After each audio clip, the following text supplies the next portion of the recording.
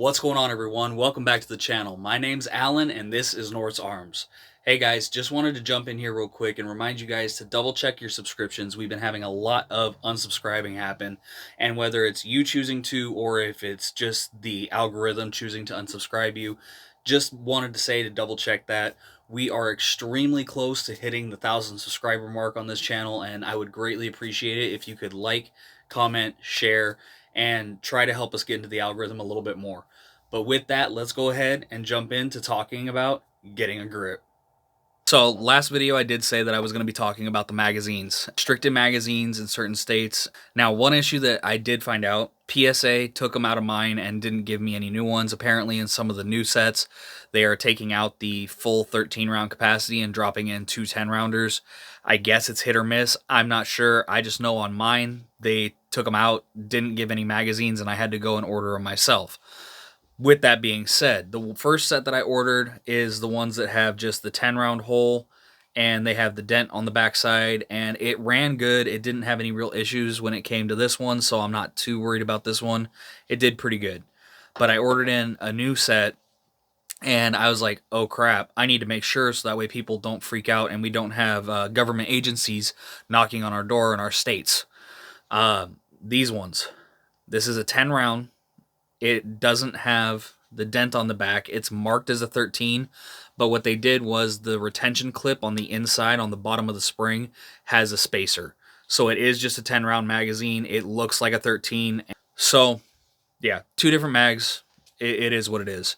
Now I'm going to be talking about different grips on the B6C here. Make sure it's clear. As I said, this thing is very slick. It is very slick. It looks like it's got decent stippling. Really, the only stippling you have is the two panels on the back here, these little tiny things, and these two little panels on the front. The grooves on the back don't really give any help, and the ones on the side don't, and the rest of it is extremely lacking in that department. And so, looking at the options, so there's 3 or 4 different options that you can go with when it comes to this, and it depends on which handgun you have as to if it's going to work. First one works pretty much all around as far as getting grip, but it's only mostly for outside the waistband carry. If you are an in the waistband, under your clothes, daily carry kind of person and it's up against your body a lot, I don't recommend this one, and that is goon tape. Comes in different colors, different sizes, different brands, but it works pretty good initially. What I have found when I have tried this stuff is it gets wet from sweat, it stinks to high heaven after a while, and it starts peeling just from getting wet. And so if you're outside the waistband, competition, just need that extra little bit of grip, cool, great, perfect. If you're trying to calm down the stippling on a particular pistol, it probably would work great for that. But when it comes to actually increasing your grip but also maintaining carryability, there's a few better options. And one of them that I use a lot, I've used twice on the one and once on the other, is the SAR 9C and the TSIS. The SAR 9C, I used handle it grips. Fantastic. When we go to the other view, I'll show you that. It works fantastic. I love the way it feels. It added just the right amount of texture. On the 1911 TSIS, I have a Recover Tactical grip module that gives the Picatinny rail and all that. Only one company made the pre-cut ones for it, and that was Talon grips, but it didn't have all the spots that I wanted as far as adding texture, so I did combine it with a Handle It grips kit that they made for a 1911, and so I just kind of montaged that one together. We're gonna kind of do the same thing on this. So I got Talon grips. This is for an EAA Witness. It's not for a B6C. I'm still trying to see if there is any that are specific for the B6C. From what I can tell, there isn't anybody that pre-cuts them for it, and it's probably because they have them for the EAA Witness Compact. But I had to modify it. So the Witness Compact, its brand label sits right here, and it usually has a bar coming all the way across here of the stippling with just a small opening rectangle on each side. And I had to do a couple little extra cuts right here and right here for the mag release. Now the reason I did this down here is because your mag strip dents, chamfer cuts, are right where it sits. And brand new mags, they pop free. Easily. Pop free.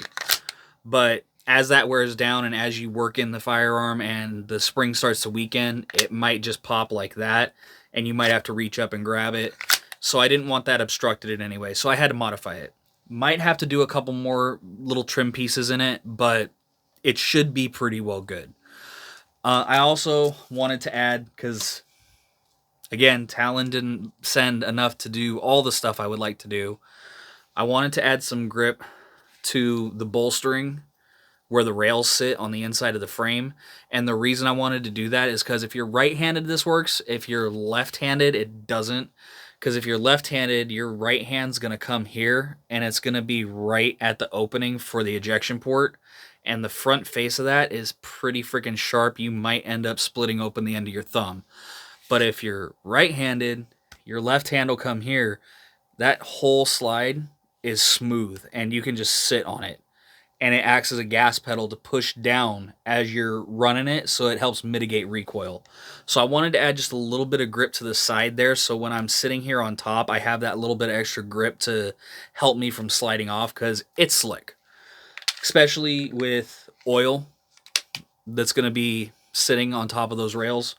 So let's go ahead, get into the other view. I'll show you the other two and how they turned out, and then we'll get to cleaning this and installing this kit. Well, I just finished the entire process of installing the handle of grip, and my microphone decided that it was going to sound like... First things first, let's show the other two real quick.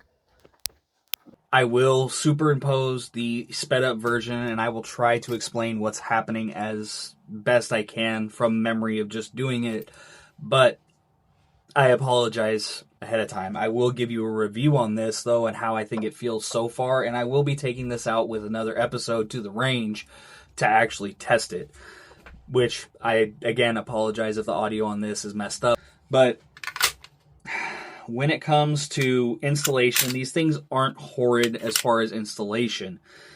It does take a little bit of finesse to do, and what I was trying to do to start off with was I was trying to start at the very back, at the back strap where it would be centered to make sure that it's lined up right, but turned out that I could actually just install this one just like any other one, so I ended up pulling that and starting on that left side, working my way around to the front, and then having to trim it.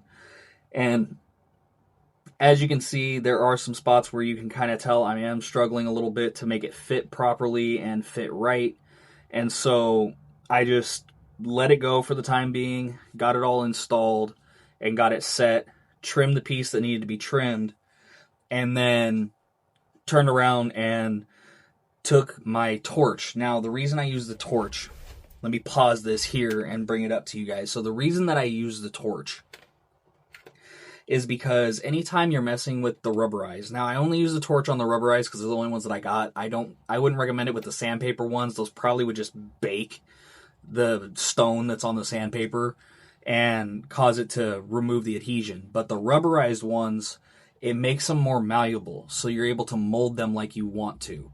And it makes it to where if there are any rough edges or sharp edges that you need to kind of push down or manipulate around a funky corner or even like a crease, if it's a small amount that's like puckered up and you know there's going to be a fold there, if you take the torch like this to that section and just lightly warm it up to where it's almost hot to the touch and then press down on that section, then you're not going to have any issues getting it down. You do need to be careful with the polymer frames because they will heat up quick, especially if you're anywhere near the slide. It'll heat up a lot faster, and you can warp these.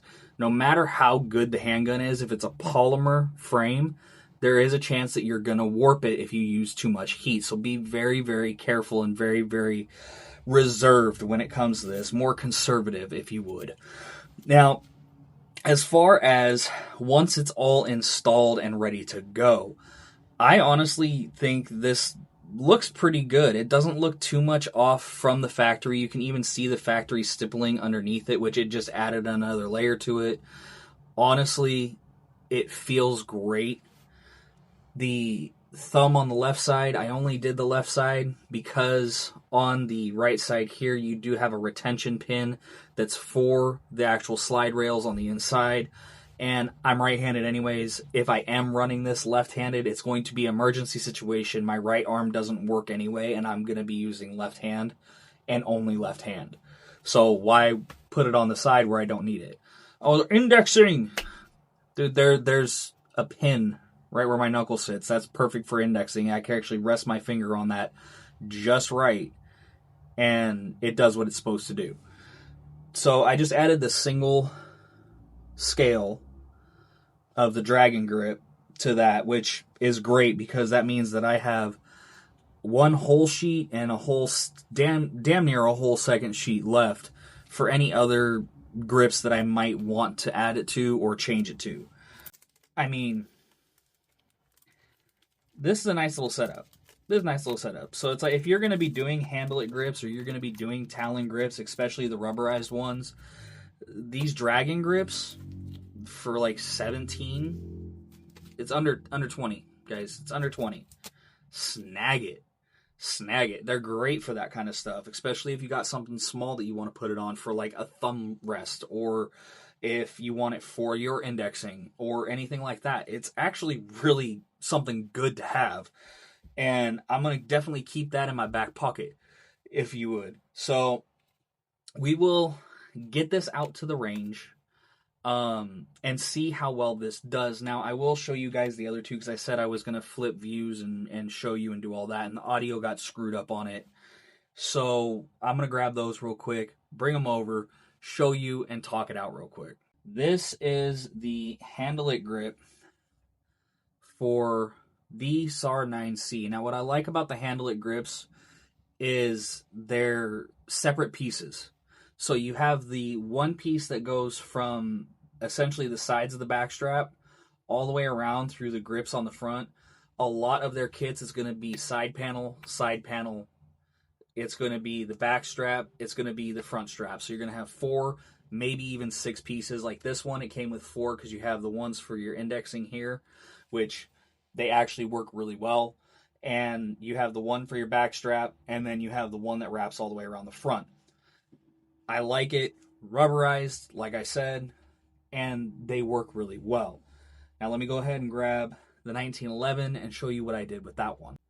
1911, we have talon grips. Now the reason that we went with talon, I had the handle it grips kit on this, but handle it didn't make the custom cut for the Recover Tactical frame or the grip module. Talon grips, I used the side scales from the talon grips. I cut them to fit on this. I had the handle it grips back and the handle it grips front and in the beaver tail here. So I kind of combined the two kits to make the best of both worlds because the talon grips didn't come with the full back strap. It came as part of the kit that wraps around, and it doesn't work very well with the scales. And they didn't have the one for the beaver tail. So I just kind of mixed the two up. So that is one thing. You can get multiple kits if they have them for your particular handgun. And you can kind of mix and match. You can trim them if need be. Or if you really want to go ham, you can get their sheet. They have a full sheet that you can just get of a universal grip kit. And then you just take a pair of shears and you just cut it up yourself. That's an option. But guys, that's all I've got for you guys today. We're going to go out and we are going to try all 3 of these at the same time, see which one actually feels better compared to the other ones. And it's not even just comparing the handguns, it's just comparing the grips. So we're going to do that. We'll get ready for that one, and I got a few more things coming for you. But guys, don't forget to like and subscribe. Head on over to all the other socials. They all are currently hating me like nobody's business. And we are so close to the 1,000 subscribers, guys. Please help us get in the algorithm, and please help us make that 1,000 mark before the summer hits. Guys, I appreciate you. Stay safe, stay savage, and I'll catch you guys on the next one.